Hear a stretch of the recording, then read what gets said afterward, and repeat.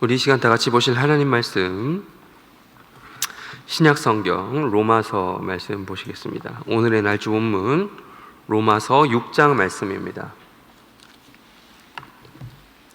로마서 6장 말씀 1절과 2절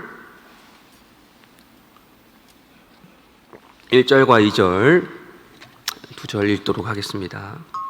다 같이 한 목소리로 읽겠습니다. 시작. 그런즉 우리가 무슨 말을 하리요? 은혜를 더하게 하려고 죄에 거하겠느냐? 그럴 수 없느니라. 죄에 대하여 죽은 우리가 어찌 그 가운데 더 살리요? 아멘. 오늘도 새벽 예배 나오시면서 많은 성도들께서 1,000번째 헌금을 드리셨습니다.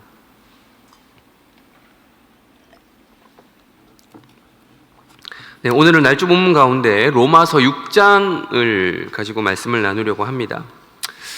66권 성경, 모든 성경이 하나님의 영감으로 완성된 말씀이지만 그 중에서도 단 한 권을 꼽으라면 저 같은 경우는 특별히 로마서를 추천드립니다. 누군가 저에게 성경을 어디서부터 읽어야 합니까? 라고 물어보면 구약의 처음이자 성경의 처음이라고 할 수 있는 창세기도 아니고 신약의 처음이라고 할 수 있는 마태복음도 아니고 저는 이제 로마서를 말합니다. 물론 시간이 넉넉하고 충분히 있다면 창세기라든지 마태복음이라든지부터 읽어도 무방하다고는 생각합니다만 정말 시급한 경우 있잖아요. 복음이 뭔지 정리를 우선적으로 해야 된다라고 할 경우에는 이유를 불문하고 로마서를 말씀드립니다. 그만큼 이 로마서가 구원이라고 하는 중요한 주제에 대해서 일목요연하게 정리가 되어 있다라는 것이죠. 비유하자면 이렇습니다. 이태리 명품을 만드는 그 장인 있잖아요. 만드는 손으로 핸드메이드잖아요. 명품이라는 게.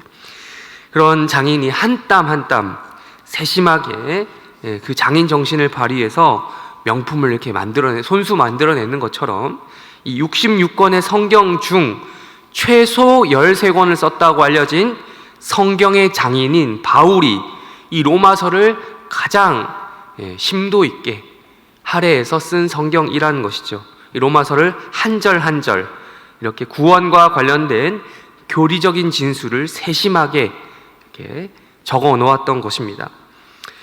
이러한 경향을 이렇게 다른 곳뿐만 아니라 이제 또 특별히 설교라는 영역에서 잘 확인할 수 있습니다. 로마서를 장 단위로 설교하기라는 것은 매우 어렵습니다. 다른 성경에 비해서. 이게 너무 한 절 한 절, 마치 한 땀 한 땀 장인이 이렇게 하듯이 한 절 한 절 세심하게 다룰 수밖에 없는 그런 내용들이라는 거죠. 그래서 몇 절 혹은 한두 절 정도밖에 설교할 수 없는 형편입니다. 우리의 위대한 우리 담임 목사님께서 자주 언급하시는 우리의 위대한 마틴 로이드 존스 목사님 의 이름으로 출간된 작품이 여럿 있습니다. 한두 권이 아닙니다. 특별히 그 중에서도 가장 탁월한 책, 그 시리즈 하나를 꼽으라면 단연코 총 14권으로 구성된 로마서 강해 시리즈입니다. 지난번 우리 주보에도 이제 그 추천 도서로 나갔던 걸로 기억을 하는데요. 로마서 강해 1권이죠. 한 권 강력 추천하신 적이 있으십니다. 로마서 전체를 한 절 한 절 강해한 내용을 담은 것이 로마서 강해 시리즈인데요. 그만큼 이게 한 절 한 절 깊이 다룰 수밖에 없다라는 것이죠. 그 중에서도 오늘 우리는 로마서 6장에서도 아주 일부분에 해당하는 것을 살펴보려고 합니다. 앞서 설명드린 바대로 로마서에 전체적으로 드러나고 있는 이 교리적인 진술은 아주 깊이가 있습니다. 그리고 아주 세심합니다. 바울은 시작되는 로마서 1장부터 단도직입적으로 교리를 이야기합니다. 우리가 잘 믿고 있는 교리죠. 우리 개신교의 핵심이라고 할 수 있는 교리죠. 바로 이신칭의 교리입니다. 오직 믿음으로만 의롭다 하심을 받을 수 있다라고 하는 이 교리를 1장부터 쭉 전개를 합니다. 그러면서 복음의 기초라고 할까요? 핵심이라고 할까요? 이런 것들을 쭉 진술하고 있습니다. 복음이 왜 필요한지, 그리고 인간이 그러면 복음이 필요한 이유는 인간의 죄 때문인데 인간의 죄가 무엇인지, 또 그 인간의 죄를 지적하는 율법의 한계라든지, 예수 그리스도께서 십자가의 죽으심으로 인해서 율법을 성취하셨고 또한 속죄 사역을 이루셨다라고 하는 이야기라든지, 또 오로지 그 예수를 믿는 믿음으로만 우리가 의롭다 하심을 받을 수 있다라는 그 복음의 내용이라든지, 또 이어지는 그 복음을 믿는 믿음이 얼마나 중요한 것인지, 믿음의 중요성이죠. 또 믿는 자에게만 허락되는 이런 구원의 놀라운 능력, 은혜, 뭐 이런 것들, 이러한 것들을 가리켜서 은혜라고 하기도 하고 사랑이라고 부르기도 하고 하나님과 우리 사이에 이루어진 화평이라고도 한다든지, 이런 등등을 설명하고 있습니다. 교리적으로 진술을 하고 있습니다. 이어서 오늘 6장에 이르게 되는데요, 6장에서 바울은 갑자기 분위기를 전환시킵니다. 우리 6장 1절 다시 한번 읽어볼까요? 6장 1절 읽겠습니다. 시작.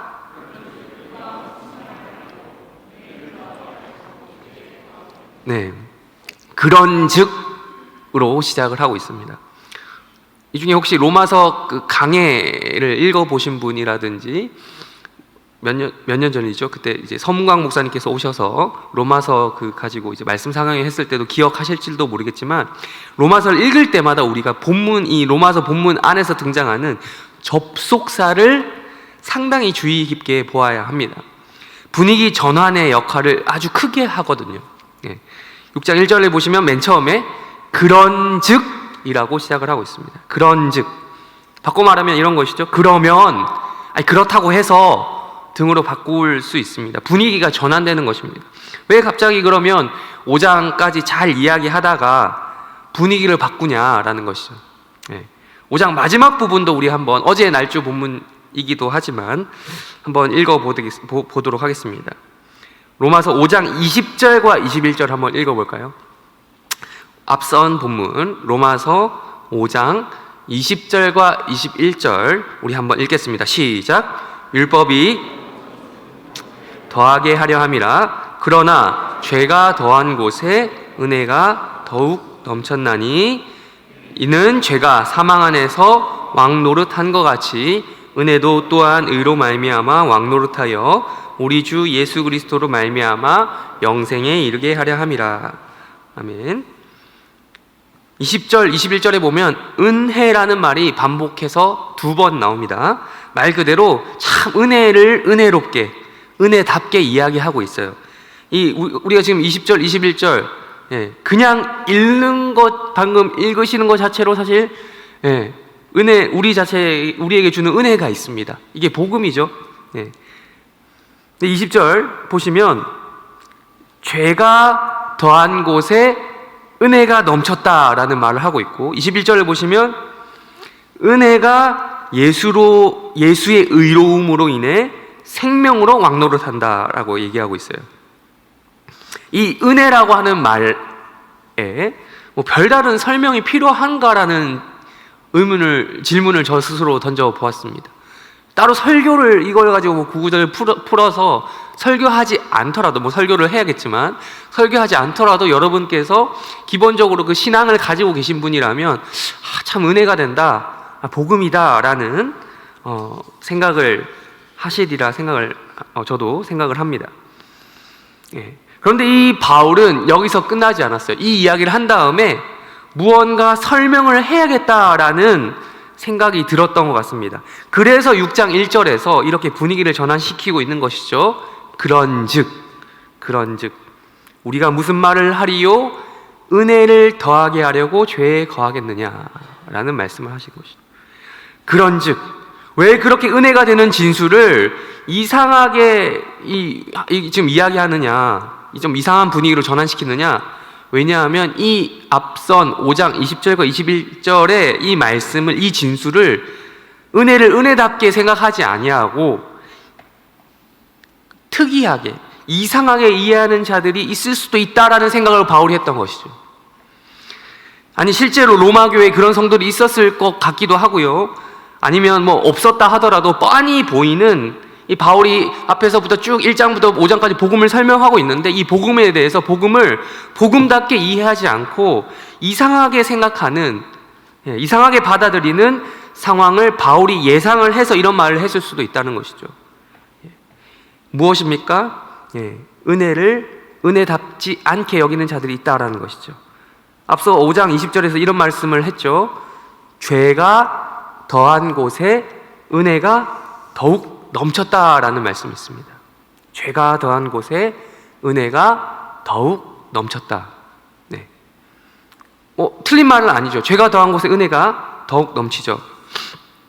우리 사무엘상 7장 말씀 우리 한번 좀 살펴볼까요? 오늘 날조 본문인데 사무엘상 7장 말씀을 좀 넘어갔다가 다시 넘어오도록 하겠습니다. 사무엘상 7장 10절부터 12절까지 말씀 우리 한번 읽도록 하겠습니다. 사무엘상 7장 10절부터 12절까지 말씀 읽겠습니다. 시작. 이스라엘과 싸우려고 가까이 오매 그날에 여호와께서 블레셋 사람에게 큰 우레를 발하여 그들을 어지럽게 하시니 그들이 이스라엘 앞에 패한지라. 이스라엘 사람들이 미스바에서 블레셋 사람들을 추격하여 뱃갈 아래에 이르기까지 쳤더라.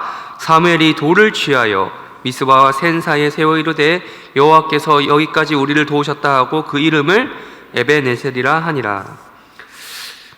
지금 사무엘상 7장 내용인데요. 오늘 날조 보면 7장 8장이죠. 그러니까 사무엘상 이 부분만 그런 게 아니라 사무엘상 앞선 그 시대의 흐름이 바로 사사시대죠. 사사시대.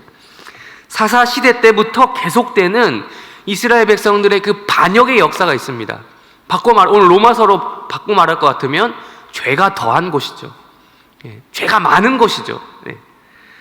엘리 제사장 그렇게 사사시대부터 이어져 오다가 사무엘서에 이르러서 엘리 제사장 이야기가 나오죠. 엘리 사사에 이르러서 이 하나님의 이스라엘 백성들의 반역이 어느 정도 수준이었냐면 이 제사장마저 이 영적으로 둔감한 시절이란 말이죠. 하나님의 영광이 그야말로 땅에 떨어졌음을 보여주는 사건 바로 직전에 있었죠. 바로 이 전쟁, 블레셋과의 전쟁을 하다가 뭘 뺏겼습니까? 법궤, 언약궤를 뺏겼죠. 블레셋에게. 기억하시죠? 이게 하나님의 영광을 말 그대로 땅에 집어 던져버린 겁니다. 이스라엘 백성들이.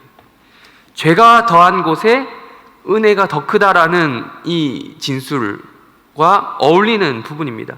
이렇게 이스라엘 백성들의 끊임없는 반역에도 불구하고 하나님께서는 말씀을 끊지는 않으셨어요. 엘리 제사장의 그러한 영적인 둔감함, 아둔함에도 불구하고 하나님께서는 사무엘을 세우십니다. 계속해서 말씀을 보내주셨죠. 사사 및 선지자를 세우심으로 보내주셨습니다.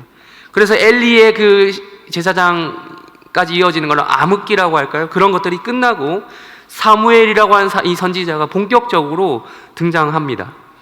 그리고 활약을 합니다. 하나님 백성들의 잘못으로 인해서 이 법궤를 빼앗기고도 하나님께서는 얼마나 자신의 영광을 스스로 세우실 수 있는지 이런 장면이 나오는 거죠. 사무엘상 5장 6장에 보면 이게 이 블레셋 그 한가운 중심지로 들어간 이 하나님의 법궤가 스스로 일을 하잖아요. 이 다곤 신상을 무너뜨리는 이런 일들. 이 죄가 더할수록 은혜가 얼마나 큰지 알 수 있습니다. 오늘 사무엘상 7장 우리가 읽었던 이 본문에서도 블레셋이 지금 다시 한번 쳐들어옵니다. 이스라엘 백성들 지금 약해질 대로 약해졌습니다. 이스라엘을 완전히 무너뜨리려고 이제 침공해 온 것입니다. 그때 하나님 어떻게 역사합니까?